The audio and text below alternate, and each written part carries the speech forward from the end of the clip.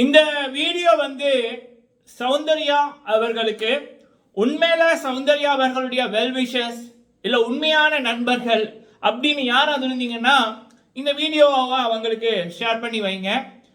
சௌந்தர்யா நீங்க big pass வீட்டுக்குள்ள போகும்போது யார்கிட்ட இப்படி ப்ரமோட் பண்ணுங்க அப்படி பண்ணுங்க அப்படின்னு நீங்க சில பேருக்கு சொன்னீங்க. அதை பார்க்க முடிஞ்சுது.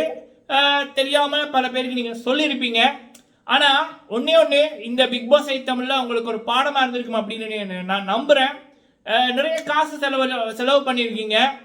ஈவன் சில வேளை உங்களுக்கு தெரியாம கூட ஒருத்தர் உங்களுக்காக நிறைய செலவு பண்ணியிருக்கலாம். இந்த அளவு தொகை அப்படின்னு நீங்க வேந்து பார்க்குற அளவுக்கு அவர் காசு செலவு பண்ணதே ஒரு பெரிய ஒரு கவலையா தான் கிடக்கு. ஏன்னா லட்சங்கள் அப்படி என்பதே அது தண்ணி மாதிரி தூக்கி எறிஞ்சாங்க.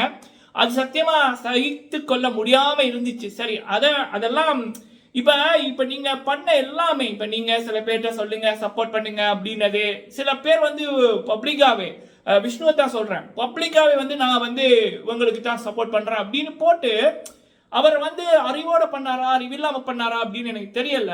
அவர் உங்களுக்கு உண்மையிலேயே சப்போர்ட் பண்ணாரான்னா சத்தியமா இல்ல, சத்தியமா அவர் உங்களுக்கு சப்போர்ட் பண்ணல. ஒண்ணு நீங்க பிக் பாஸ்க்குள்ள இருக்க உங்களுடைய ஃபெமியை யூஸ் பண்ணிக்கிட்டாரு. ரெண்டு உங்களுக்கான அந்த ஒரு நெகட்டிவிட்டியை ஃபுல்லா உங்களுக்கு கிரியேட் பண்ண முதல் நபர் யார் அப்படின்னா விஷ்ணு. சரியா? அவர் மக்களை எதிர்க்கிறாரு, மக்களுக்கு சவால் விடுறாரு, மக்களுக்கு எதிராக பண்றாரு. அப்ப அதுவே உங்களுக்கு அவ்வளவு நெகட்டிவிட்டியை தந்தாச்சு அவரோட சைட்ல இருந்து. ரெண்டாவது உங்களுக்கு ஒரு பாடமா இருந்திருக்கும் அப்படின்னு நம்புறேன். நம்ம ஃபர்ஸ்ட் நம்மளை நம்பணும்.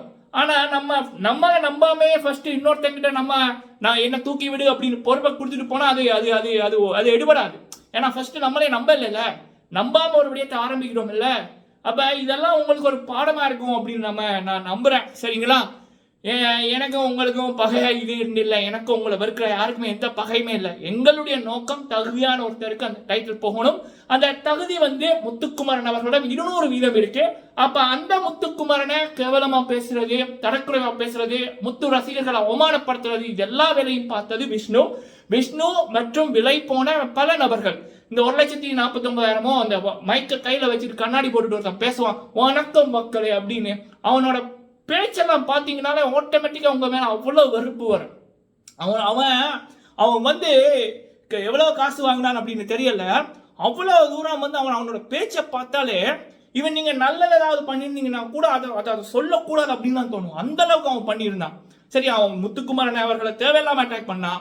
அதுக்கப்புறம் சேது அண்ணா அவர்களை பத்தி தப்பா பேசி கொண்டிருந்தான், சாச்சனா அவர்களை பத்தி தப்பா பேசி கொண்டிருந்தான், சுனிதா அவர்களை பத்தி தப்பா பேசி கொண்டிருந்தான். ஒட்டுமொத்த நெகட்டிவிட்டியை அடுத்தவங்களுக்கு பரப்பணும் என்ற பேர்ல ஒட்டுமொத்த மக்களோட வெறுப்பை உங்களுக்கு கொடுத்த அந்த ரெண்டாவது நபர் அந்த வருவான், உங்களை மீட் பண்ண வருவான், இந்த ஃபேன்ஸ் மீட் ஓட்டா வருவான், செல்ஃபி எடுத்து போடுறதுக்கு இப்படி வருவான். போன வாட்டி பெரிய ஒரு சேனல் நடத்திக்குள்ள அர்ச்சனா கூட போய் போட்டோ எடுத்துக்கிட்டான். அதை அவன் வியாபாரத்துக்கு பண்ணுவான். பிறகு பாரு, நான் போன சீசன் சௌந்தர்யா கூட போட்டோ எடுத்திருக்கேன், அர்ச்சனா கூட போட்டோ எடுத்துக்கிறேன், எனக்கு இவ்வளவு காசு தான், இந்த சீசன் பண்றேன்னு அவன் பண்ணுவான். 1,48,000 1,49,000 சப்ஸ்கிரைபர்ஸ் என்ன இருக்கு. முன்னுக்கு மிஸ்டர் என்ற இதை போட்டிருப்பான், கையில மைக் வச்சிருப்பான், வணக்கம் மக்களே அப்படின்னு. எப்படித்தான் அவன்லாம் வெளியில போறான்னு எனக்கு தெரியல. ஸோ அப்படி காசை கொடுத்தா எதுவும் பண்ணுவான்.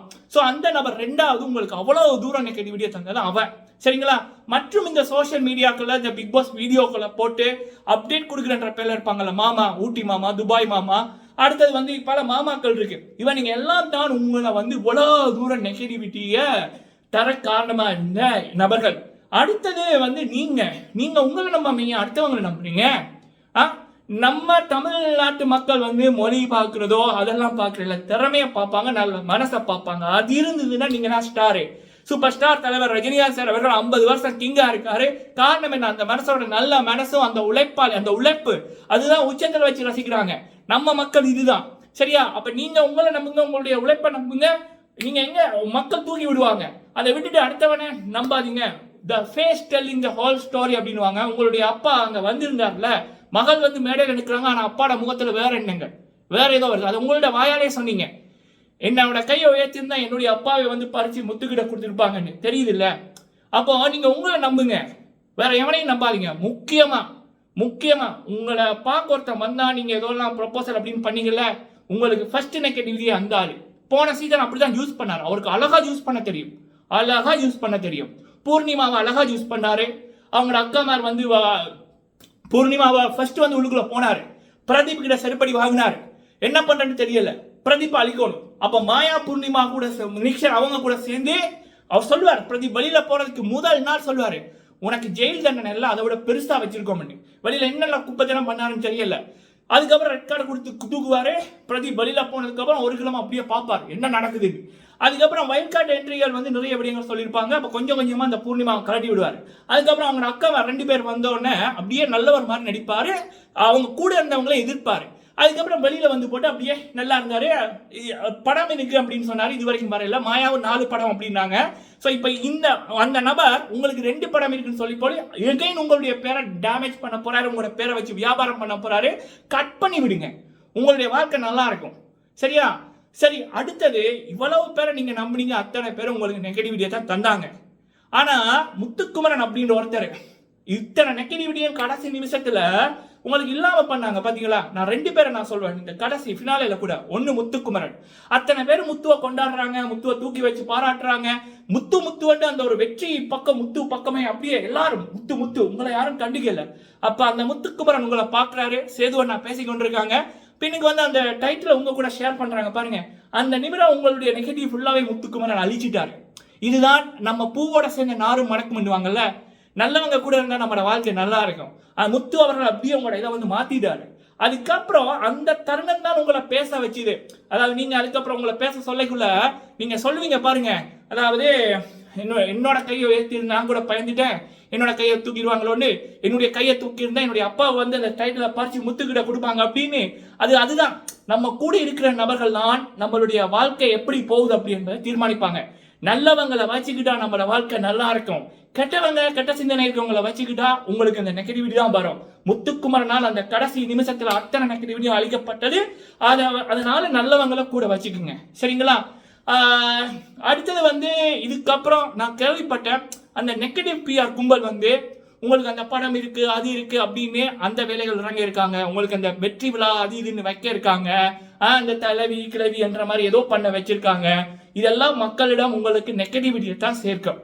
ஒண்ணுமே வேணாமா, நீங்க சாதாரணமா யாரோட ஹெல்ப்பும் இல்லாம ஒரு லைவுக்கோ இல்ல ஏதாவது வாங்க, இல்லாட்டா ஷோட்டு ரீலு அதை போடுங்க.